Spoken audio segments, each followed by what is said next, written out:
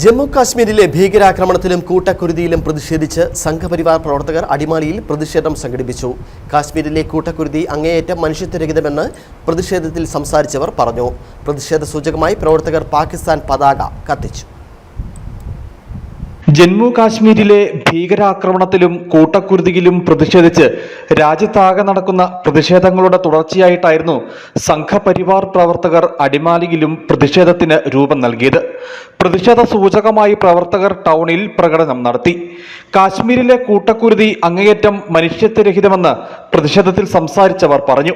ഭാരതത്തിന്റെ അഖണ്ഡതയെ വെല്ലുവിളിക്കുന്ന ഏതൊരു പ്രവൃത്തി അത് ഏത് വിദേശ ശക്തികളുടെ കയ്യിൽ എടുത്തു നിന്നായി കഴിഞ്ഞാൽ പോലും, ഏത് മത തീവ്രവാദികളുടെ കയ്യിൽ നിന്നായി പോയി കഴിഞ്ഞാലും അതിന് തക്കതായ മറുപടി നൽകാൻ കഴിയുന്ന ഒരു ഭരണ നേതൃത്വം ശ്രീമാൻ നരേന്ദ്രമോദി നേതൃത്വം നൽകുന്ന ഒരു ഭരണ സംവിധാനം ഈ രാജ്യത്ത് നിലനിൽക്കുന്നുണ്ട്.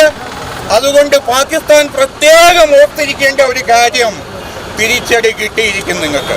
പ്രതിഷേധ സൂചകമായി പ്രവർത്തകർ പാകിസ്ഥാൻ പതാക കത്തിച്ചു.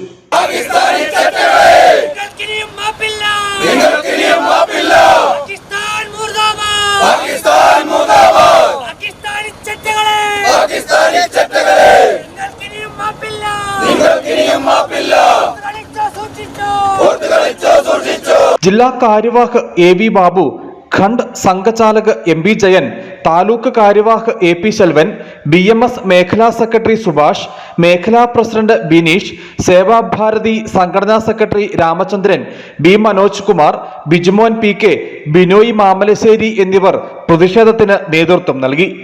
News bureau, Adimali.